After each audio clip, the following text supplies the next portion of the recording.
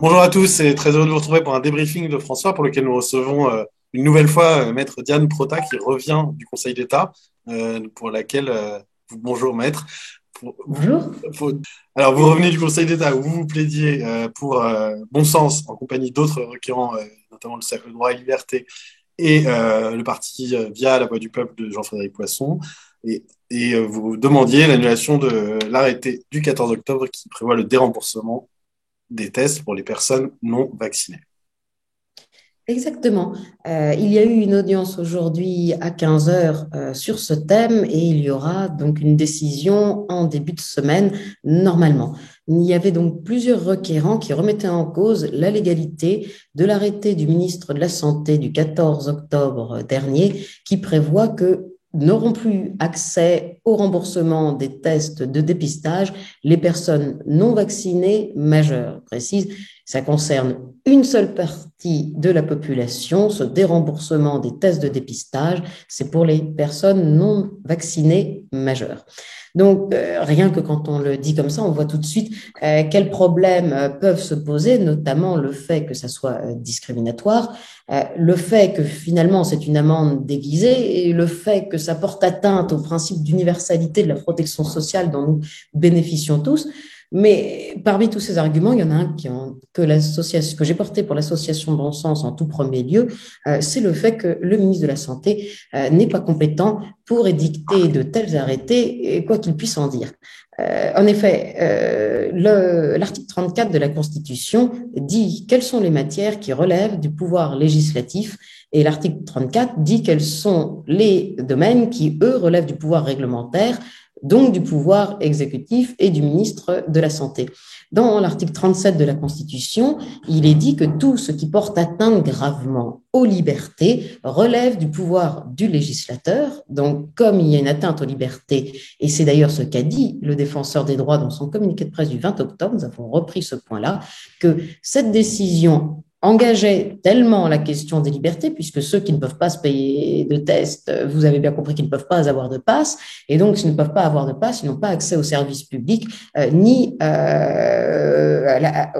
j'allais dire, ni à la vie sociale. Donc le défenseur des droits considérait que le ministre ne pouvait pas édicter par lui-même et sous sa seule plume cet arrêté. Nous avons ajouté un point qui me semble absolument dirimant dans cette affaire, c'est que sous l'article 34 de la Constitution, il est également dit que le domaine de la protection sociale relevait de la compétence du législateur. Alors, le représentant du ministre a répondu, mais dans le cadre de l'état d'urgence et de la sortie de l'état d'urgence, nous avons un article L330, L3131, ça va être plus simple de le dire comme ça, du Code de la santé publique, qui autorise pendant ces périodes, le ministre à prendre toute décision relative au système de santé. Et lui, mais écoutez, le système de santé n'est pas le système de protection sociale. Ce n'est pas la même chose. La protection sociale, qui est d'ailleurs protégée par le droit à la protection sociale, est protégée par l'article 11 du préambule de la Constitution de 46, qui prévoit que chacun a droit à une protection sociale. Et la base de cette protection sociale, c'est son universalité. Ça veut dire que si vous payez la même, si les gens payent et ils doivent, en payant, recevoir la même prestation. Nous payons tous des cotisations et nous avons tous accès aux prestations. On ne peut pas prévoir que les personnes payent les mêmes cotisations que les autres, que les non-vaccinés payent les mêmes cotisations que les vaccinés et ne puissent pas bénéficier des mêmes prestations. Parce que vous imaginez bien que c'est un coup de canif dans quelque chose d'absolument fondamental pour notre nation et pour notre vivre ensemble. L'universalité de la protection sociale, si on la remet en cause, c'est que la protection sociale en elle-même n'a plus de sens. On est en train de la remettre en cause pour les tests de dépistage du Covid-19, mais je laisse chacun imaginer ce qui va se passer en fonction de vos catégories. Si on vous dit Madame X ou Monsieur X, lui, comme il a telle ou telle prédisposition, il va payer ses cotisations, mais il n'aura pas les mêmes droits au remboursement que les autres. Ça, ce n'est absolument pas possible. Je pense que c'est un argument que le Conseil d'État a entendu, mais auquel il va devoir répondre, puisque non seulement les libertés, comme on l'a dit, relèvent du domaine législatif, mais aussi la protection sociale. Et je pense qu'il est extrêmement important. J'espère, comme à chaque fois, même si c'est même si nous ne gagnons pas en général, j'espère quand même toujours gagner. Si nous gagnons sur ce référé, j'espère que ça sera finalement en premier lieu sur ce point-là. Pas que ça soit moins important que les discriminations, mais c'est tout à fait important dans la mesure où ça permettrait de dire au ministre qu'il faut arrêter, que l'exécutif empiète sur des domaines législatifs.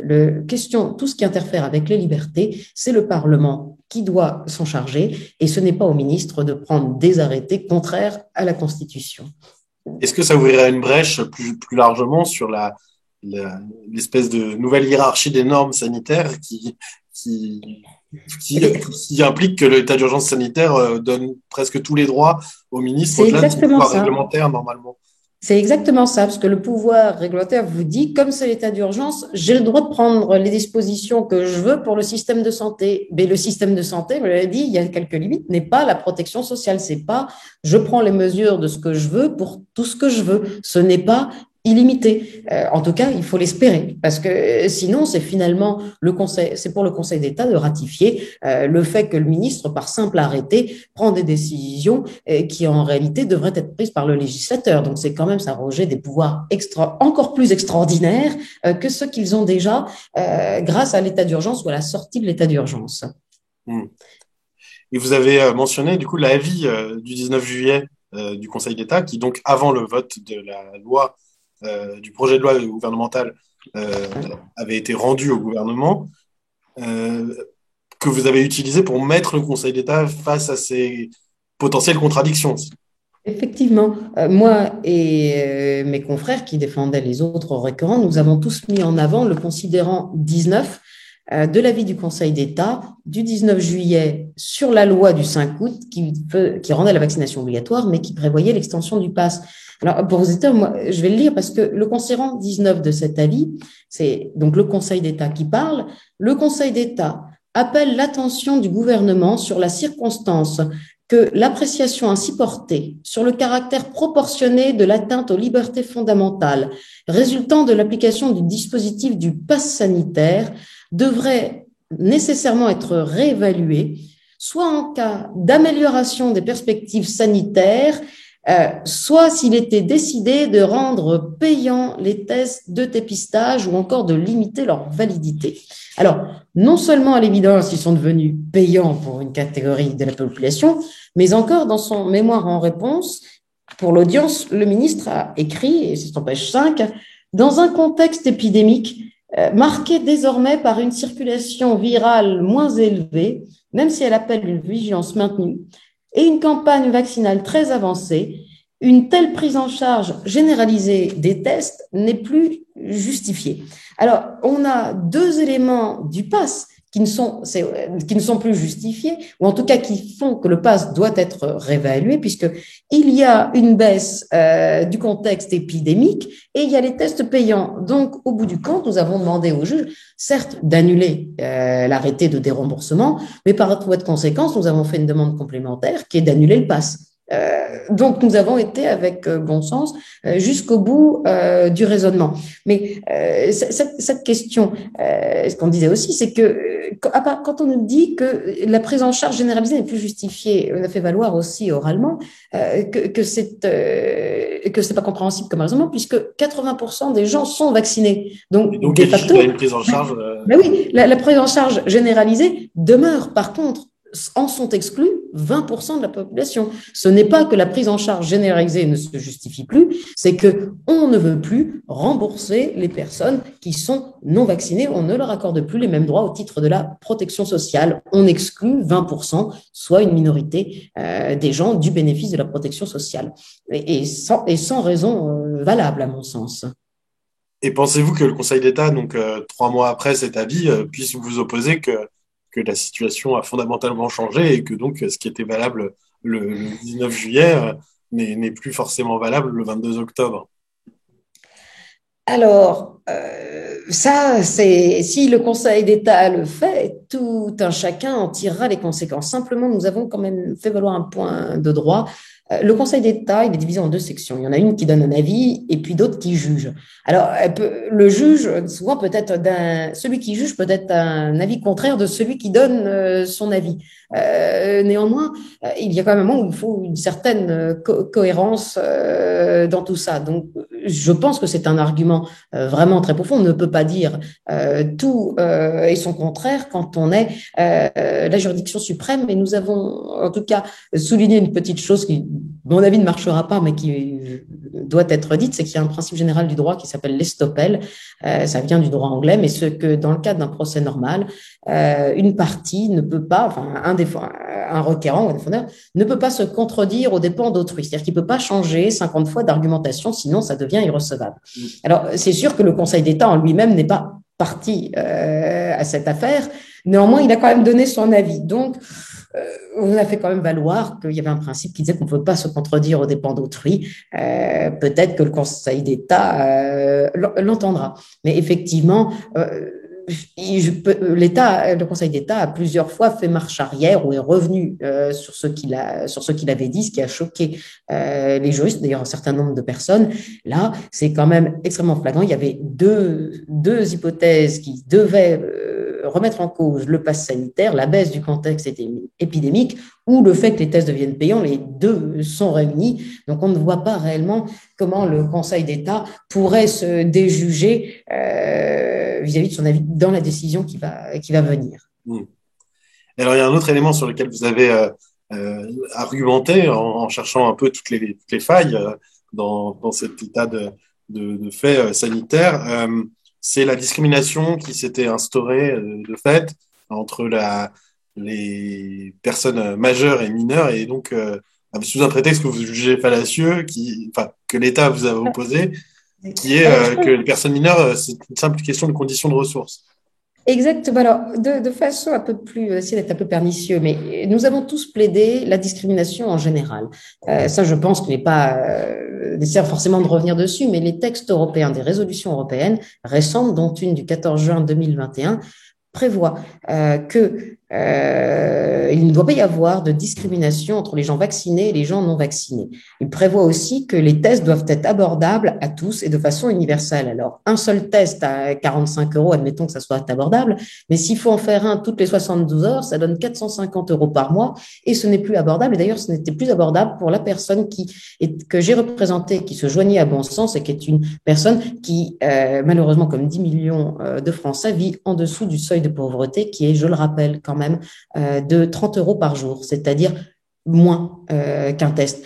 Ce sont des chiffres dont on ne parle plus, mais c'est quand même quelque chose que tous les avocats ont développé dans le Conseil d'État, c'était de dire que quand même la pauvreté en France est passée de 9 à 12 millions de personnes depuis le Covid. Et ce sont donc, comme on dit, des gens qui vivent avec moins de 30 € par jour qui ne peuvent pas se payer un test. Donc rien que ça.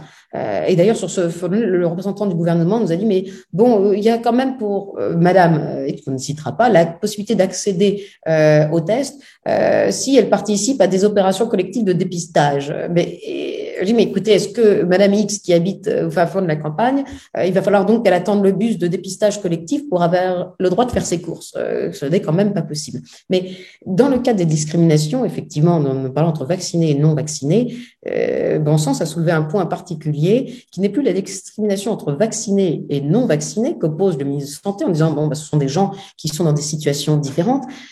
Il y a un problème fondamental qui est la discrimination entre les non-vaccinés, puisqu'il est prévu le remboursement des tests effectués par les mineurs non vaccinés, mais pas par les majeurs non vaccinés dont on suppose qu'ils sont leurs parents quand même. En général, je dis, bon, sinon c'est se gratter pour rire, hein, mais ce sont évidemment les parents. Et nous avons dit qu'il n'y a les mineurs, par le biais de l'assurance maladie obligatoire, sont aussi des assurés sociaux qui bénéficient de prestations. Il n'y a aucune raison objective de faire une différence entre quelqu'un de 17 ans non vacciné et de quelqu'un de 25. D'ailleurs, récemment, c'est pour ça que le ministre de la Santé a prévu de rembourser des moyens de contraception qui ne devaient être remboursés que pour les jeunes femmes mineures. Maintenant, on les a étendus jusqu'à l'âge de 26 ans, en considérant, d'ailleurs, le ministre l'a dit, que jusqu'à 26 ans, on n'était pas, ou c'est 25, pardon, autonome financièrement et que ça justifiait la prise. Donc, on voit bien que la situation de quelqu'un de 17 ans et de quelqu'un de 25 ans de non-vacciné est absolument la même. Or, pour répondre à cette discrimination qui, elle, n'est pas fondée sur sur une raison de santé, le ministre a dit dans son mémoire que, en l'absence généralement de toute ressource propre avant la majorité, ces personnes, les mineurs, ne peuvent pas non plus assumer elles-mêmes les dépenses, même modestes, correspondant à la réalisation des tests. D'où la différence de traitement. J'allais dire, les gens qui vivent sous le seuil de pauvreté n'ont pas plus d'argent que les jeunes qui n'ont. Il y a d'ailleurs probablement des jeunes qui ont de l'argent de poche plus que certaines personnes qui vivent sous le seuil de pauvreté. Donc, ce critère le critère d'état de santé n'est pas possible pour justifier cette distinction. Le critère financier ne l'est pas plus. Donc, on reste sur une discrimination qui est faite sur l'âge. Et ce que nous avons plaidé, et qui est, à mon avis, très important, c'est que l'article 225.1 du Code pénal prohibe toutes les discriminations fondées sur l'âge. On peut faire des discriminations sur l'état de santé s'il est justifié objectivement, mais pas sur l'âge. Et ça entraîne 3 ans de prison comme infraction si cette discrimination a eu pour effet d'empêcher l'accès à un bien ou un service. Et donc, c'est le cas. Et de ce fait, nous considérons que l'arrêté est illégal puisque ce texte en lui-même est une infraction pénale. Sa rédaction par lui est une infraction pénale. C'est une discrimination infondée. Infondée, c'est infondée parce qu'elle est fondée justement sur l'âge des gens. Mais en matière de santé, il peut arriver qu'il y ait des discriminations sur l'âge. Par exemple, pour le don de gamètes, il y a des limites d'âge pour toutes sortes de... J'ose vous dire qu'à un certain âge, vaut mieux on donne plus de gamètes non plus. Donc là, je pense que c'est une discrimination peut-être objective. Non, parce que la limite, c'est la même chose aussi pour le don de moelle osseuse ou autre. Il y a des limites d'âge assez strictes. Mais là, pour se faire dépister le Covid, on ne voit pas. Comme je l'ai dit, il n'y a pas de raison de santé objective de le faire. D'ailleurs, entre nous, une personne de 70 ans non vaccinée a tout autant, a peut-être plus de chances de développer une forme grave de la maladie qu'une personne non vaccinée de 17 ans. Ça, c'est certain. Mais donc, libre à personne de plus de 70 ans ou ayant des comorbidités de vouloir ou de ne pas vouloir se faire vacciner, considérer que pour elle-même, finalement, malgré tout, même à son âge, c'est une maladie qui tue à 3%. C'est une bonne santé, elle a tout à fait le droit, comme quelqu'un de 60 ans ou de 50 ans, de considérer que la balance bénéfice-risque n'est pas bonne pour elle non plus. Mais par contre, pour ce qui est d'un objectif de non-propagation de l'épidémie, une personne de 70 ans qui va dans un lieu public sans être testée propage tout autant la maladie qu'une personne de 20 ans qui va dans un lieu public sans être testée.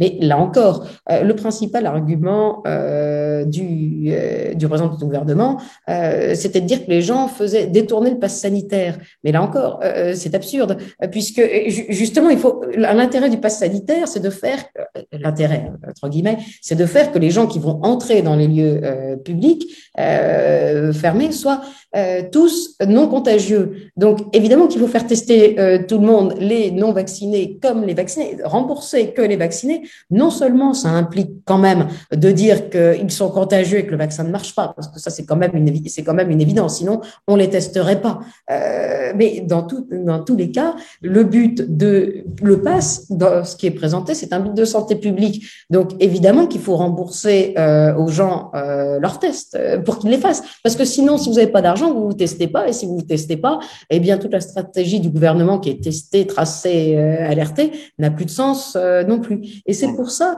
même que nous avons soutenu un dernier argument qui est qu'au-delà de la discrimination pénalement répréhensible entre les mineurs et les majeurs, ce que nous avons fait valoir, c'est que l'édiction de cet arrêté étant lui-même contraire au principe de droit général pénal qu'on appelle nullum crimen sine lege. Ça veut dire qu'il n'y a pas de peine sans loi, c'est l'article 7 de la Convention européenne des droits de l'homme.